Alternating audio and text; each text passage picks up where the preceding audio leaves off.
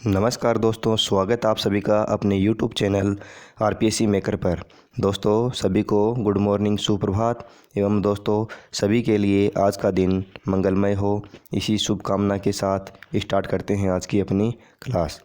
तो दोस्तों unit number 2 अधिगम के अंदर जो क्वेश्चन सीरीज चल रही थी उसके अंदर जो आज का हमारी जो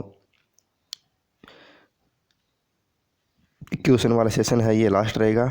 ठीक है, तो ये क्वेश्चन वाला सेशन है लास्ट होने के बाद में अगली जो यूनिट है हमारी 3rd यूनिट वो स्टार्ट करेंगे। ठीक है, तो स्टार्ट करते हैं आज की अपनी क्लास। देखो क्वेश्चन नंबर 1 हमारा इसमें, किस विद्वान के अनुसार प्रेरकों का वर्गीकरण जन्मजात व अर्जित है? तो किस विद्वान के अनुसार है? मेस्लो, थॉमसन, गेरेट और गेट्स। 4 ऑप्शन आपके सामने है दोस्तों। इसका राइट आंसर क्या होगा?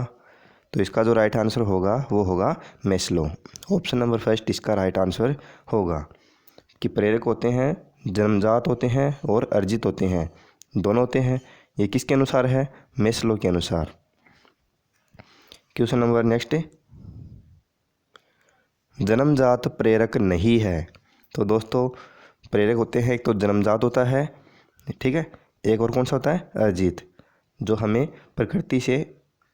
प्रकृति से अर्जित करते हैं, और एक होता है जन्मजात जो हमें जन्म से मिलते हैं। तो इनमें से कौन सा जन्मजात प्रेरक नहीं है? तो 4 ऑप्शन आपके सामने हैं, बताइए क्या होगा? नींद, आदत, प्यास, भूख। तो इसमें कौन सा नहीं होगा? देखो नींद है, ये भी हमें जन्म से मिलती है, प्यास ये भी जन्म से, भूख ये भी जन्म से। ठीक है, लेकिन जो आदत होती है, आदत हमें बाद में पड़ती है। ठीक है, ये हम सुधारते हैं यानी प्राप्त करते हैं आदत। ठीक है, तो ये कौन सी होती है? अर्जित होती है।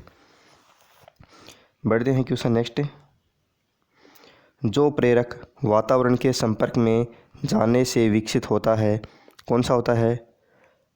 जन्मजात प्रेरक, प्राकृतिक प्रेरक और अर्जित प्रेरक और उपरोक्त सभी प्रेरक। तो दोस्तों कौन सा होता है? तो वातावरण के संपर्क में जाने से जो विकसित होता है वो होता है दोस्तों कौन सा? अर्जित प्रेरक। ठीक है, अर्जित होता है, न कि प्राकृतिक। जो प्रकृति से हम प्राप्त करते हैं वो होता है अर्जित, उसे अर्जित बोलते हैं, न कि प्राकृतिक। बढ़ते हैं क्वेश्चन नेक्स्ट, ऐसे प्रेरक जो व्यक्ति जन्म के साथ ही लेकर आता है, तो कौन से होते हैं दोस्तों? ये आपका एक तो होता है केवल अर्जित और दूसरा होता है कौन सा? जन्मजात।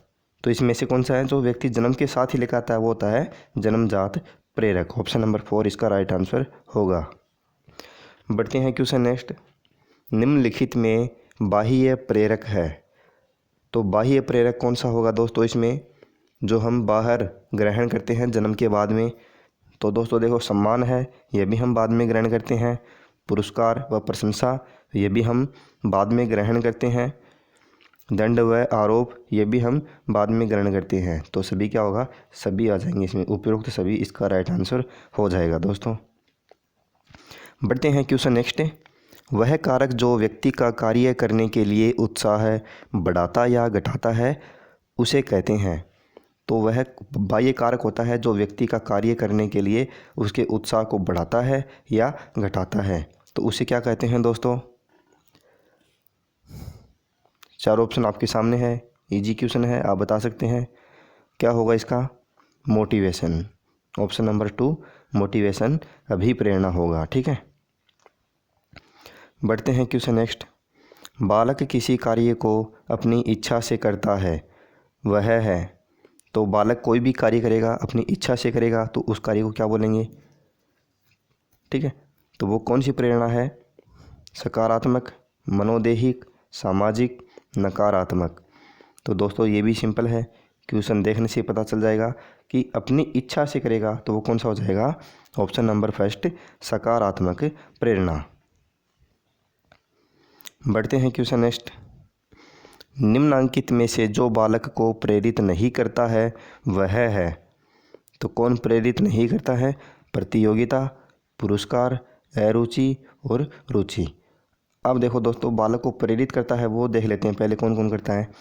प्रतियोगिता है, करती है। पुरस्कार है, वो भी करती है। रुचि यानी किसी कार्य में उसकी रुचि है तो वो भी करेगी, लेकिन क्या नहीं करेगी, अरुचि उसमें उसको प्रेरित नहीं करेगी। तो ऑप्शन क्या हो जाएगा, थर्ड हमारा राइट आंसर हो जाएगा। बढ़ते हैं क्वेश्चन नेक्स्ट। अभिप्रेरणा के संज्ञानवादी व्यवहार सिद्धांत का प्रतिपादन किसने किया। तो अभिप्रेरणा का जो संज्ञानवादी सिद्धांत है, तो संज्ञानवादी सिद्धांत किसने प्रतिपादित किया दोस्तों। चार ऑप्शन आपके सामने है, सोच के बताइए क्या होगा इसका राइट आंसर। इसका जो राइट आंसर होगा दोस्तों, option number first, Lewin, Newcomb एवं वर्दिमर। ऑप्शन नंबर फर्स्ट इसका राइट आंसर होगा। बढ़ते हैं क्वेश्चन नेक्स्ट।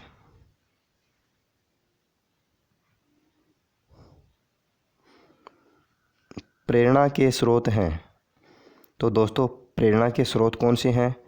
उद्दीपक, प्रोत्साहन, चालक और उपरोक्त सभी। तो दोस्तों जो प्रेरणा के स्रोत हैं वो कौन है, उद्दीपक भी है, प्रोत्साहन भी है, चालक भी है और उपरोक्त सभी। तो इसका सभी क्या हो जाएगा, उपरोक्त सभी इसका राइट आंसर हो जाएगा। बढ़ते हैं क्वेश्चन नेक्स्ट। प्रेरणा होती है, तो प्रेरणा क्या होती है दोस्तों, सकारात्मक, नकारात्मक, भावात्मक। ऑप्शन नंबर फर्स्ट व सेकंड दोनों। तो क्या होगा, प्रेरणा होती है दोस्तों ऑप्शन नंबर फर्स्ट और सेकंड, यानी सकारात्मक भी होती है और नकारात्मक भी होती है, दोनों आ जाएंगे। ऑप्शन नंबर 4 इसका राइट आंसर होगा। अभिप्रेरक उत्पन्न होते हैं, किससे होते हैं, युवावस्था से, जन्म से, बाल्यकाल से और कभी नहीं।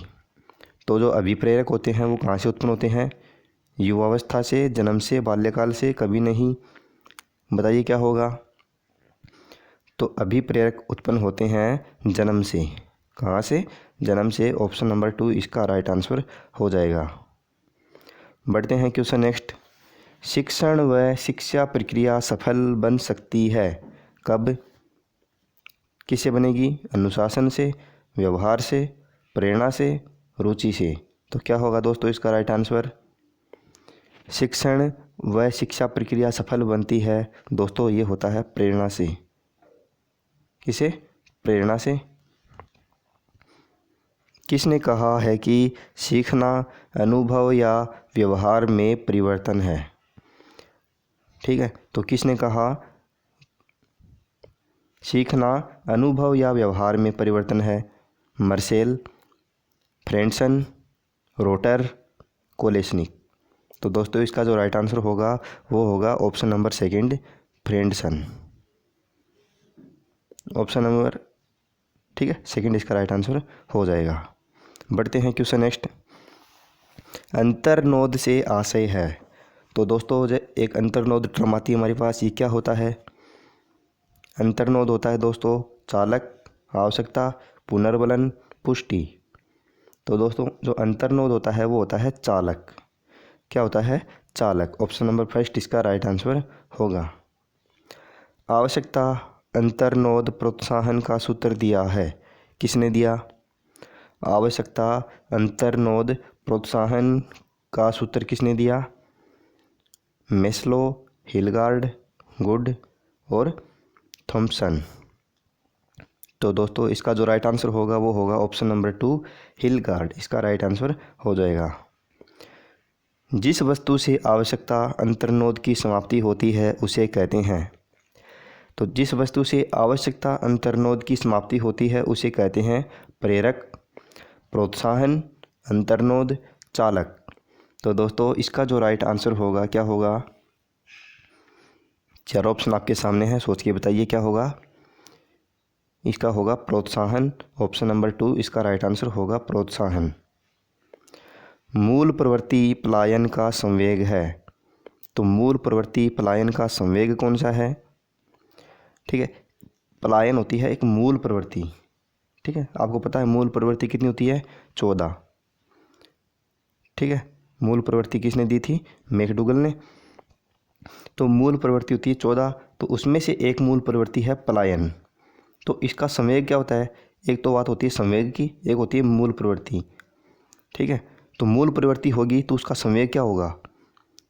तो देखो पलायन है तो पलायन का संवेग क्या होगा? क्रोध, भय, घृणा और वात्सल्य। कोई भी व्यक्ति है वो पलायन कब करेगा? पलायन यानी वहाँ से दूर भागना, कब करेगा? 4 ऑप्शन आपके सामने है दोस्तों, देखो। वो पलायन करेगा भय, उसको भय लगेगा तो वह वहाँ से भाग जाएगा, पलायन कर जाएगा। बढ़ते हैं क्वेश्चन नेक्स्ट। मेस्लो के अनुसार प्रथम आवश्यकता है, तो मेस्लो के अनुसार प्रथम आवश्यकता कौन सी है? शारीरिक, सम्मान, सुरक्षा, जैविक। इसका जो राइट आंसर होगा वो होगा शारीरिक। ऑप्शन नंबर फर्स्ट ये होती है प्रथम आवश्यकता मेस्लो के अनुसार। नेक्स्ट क्वेश्चन है, अभिप्रेरणा का प्रणोद न्यूनता सिद्धांत दिया, किसने दिया?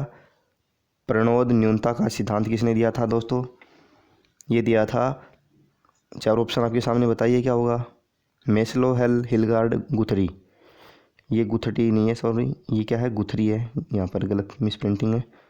एडविन जो गुथरी है जिन्होंने प्रतिस्थापन का सिद्धांत दिया था। इसका होगा राइट आंसर ऑप्शन नंबर 2 हल ने दिया था कौन सा? प्रणोद न्यूनता सिद्धांत। बढ़ते हैं क्वेश्चन नेक्स्ट।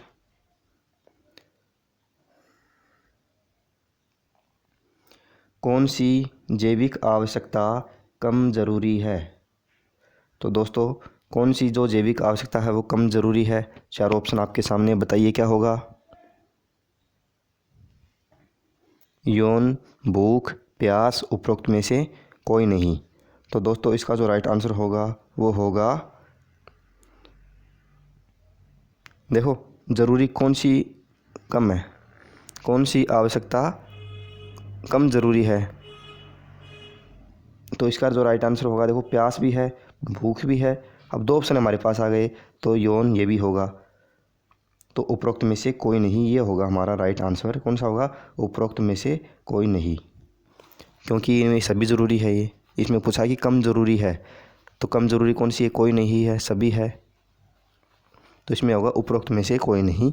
ऑप्शन नंबर 4 इसका राइट आंसर होगा। बढ़ते हैं क्वेश्चन नेक्स्ट। अभिप्रेरणा वे शारीरिक तथा मनोवैज्ञानिक दशाएं हैं जो किसी कार्य को करने के लिए प्रेरित करती है। यह कथन है, किसका है? मैकडूगल का, क्रो एंड क्रो का, सोरेनसन और वुडवर्थ।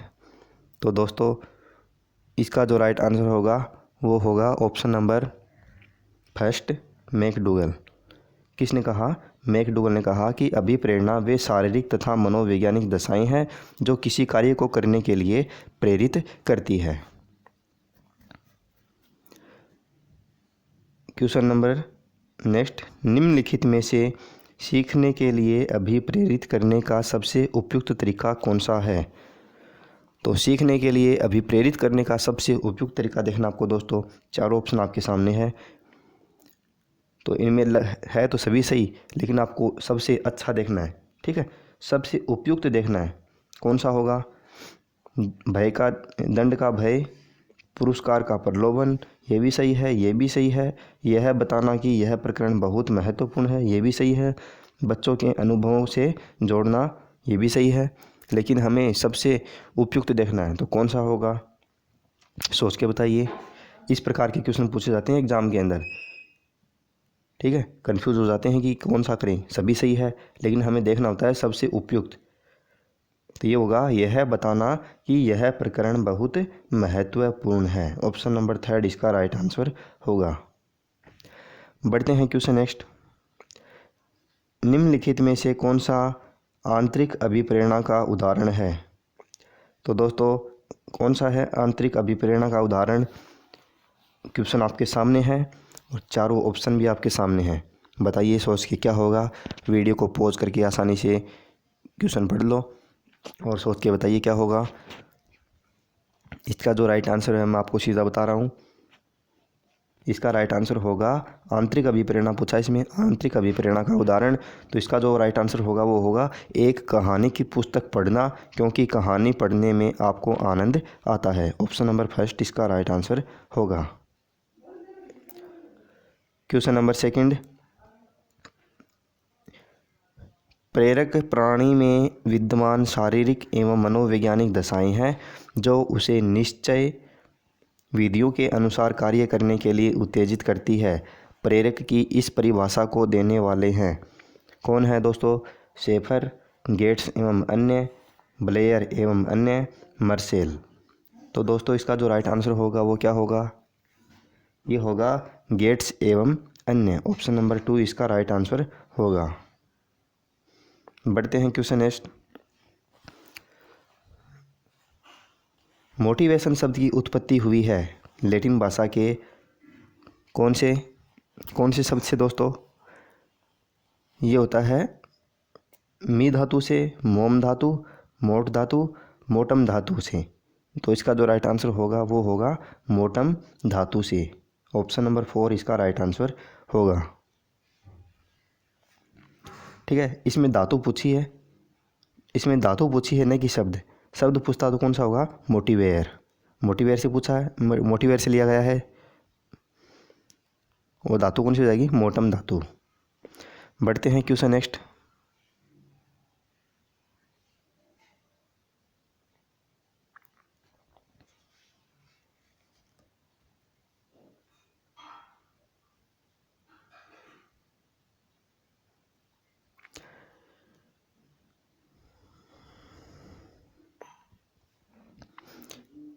अभिप्रेरणा है, तो दोस्तों अभिप्रेरणा है वो कौन सी होती है?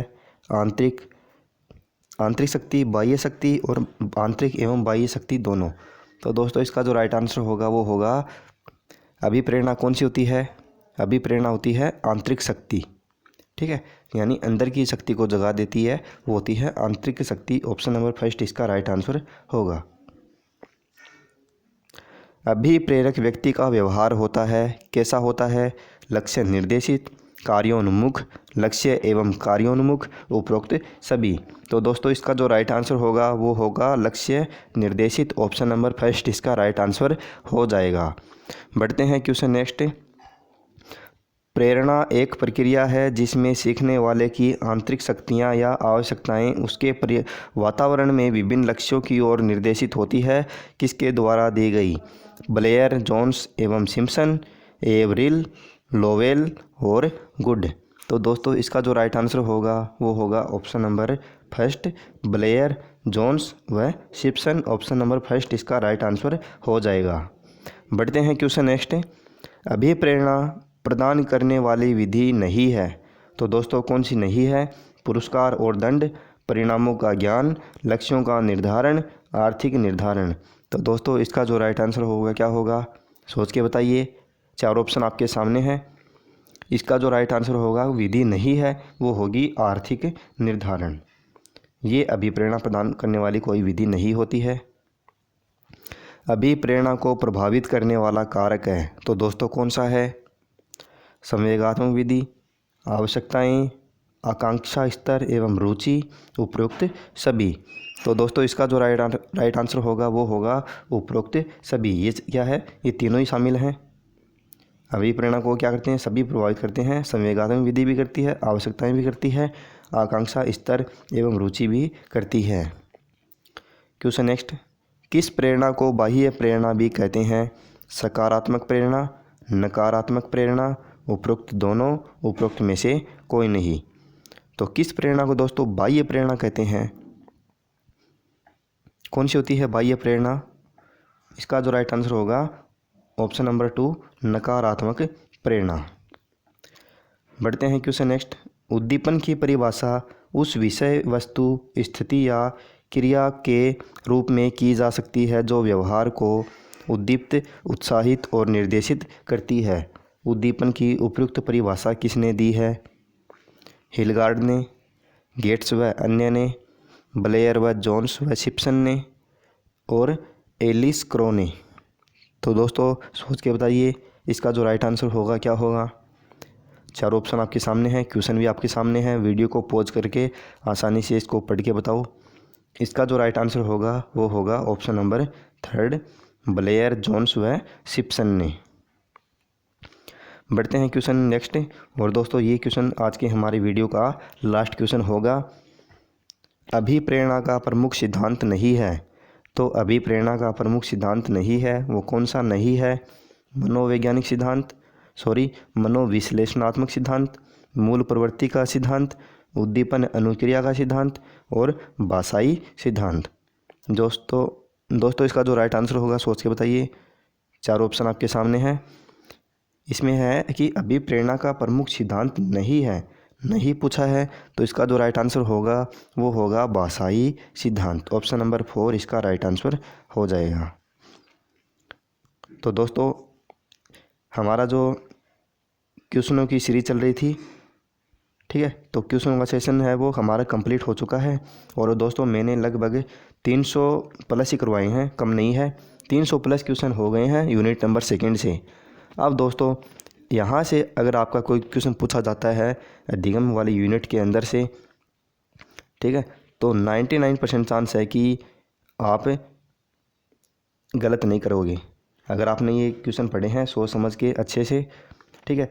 तो ये क्वेश्चन देखो दोस्तों, ये क्वेश्चन क्या होता है कि क्वेश्चन हम करते हैं, ठीक है, समझ समझ के हम क्वेश्चन करते हैं। तो क्या होता है, देखो ये क्वेश्चन करवाने को मैं एक दिन में भी करवा देता, आपको सभी एक दिन में करवा देता, 1-1.5 घंटे क्लास होती पूरे करवा देता मैं।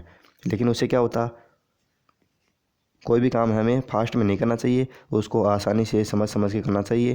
क्योंकि दोस्तों यहाँ से क्वेश्चन देखो, एक क्वेश्चन पढ़ते हैं तो उसके साथ हमें वो 4 टॉपिक्स हैं, 4 ऑप्शन हैं, वो भी हमें क्लियर होते हैं। तो एक क्वेश्चन के साथ हमें 4 क्वेश्चन क्लियर होते हैं। तो 300 क्वेश्चन करवाए हैं तो कितने क्वेश्चन क्लियर हो गए आपके? लगभग 1000-1200 क्वेश्चन क्लियर हो गई। क्योंकि दोस्तों ये साइकोलॉजी है, साइकोलॉजी के अंदर समझ समझ के करना ज़रूरी है। क्योंकि क्वेश्चन ज़रूरी नहीं कि ये उठा के यही देगा, वो घुमा के देता है, ठीक है। मैं ये नहीं कहता कि मैंने भी 300 क्वेश्चन करवाए हैं सीधा ज्यों का त्यों आएगा। लेकिन अगर आपने ये क्वेश्चन पढ़े हैं 300 अच्छे से, तो आपको ये बहुत हेल्प करेंगे। क्योंकि दोस्तों ये समझ समझ के करते हैं तो क्या होता है कि एग्ज़ाम में इन्हीं पर आधारित होते हैं क्वेश्चन, ठीक है, इन्हीं पर आधारित होते हैं कि हाँ ये हमने पढ़ा है तो ये थोड़ा इस प्रकार से कर सकते हैं,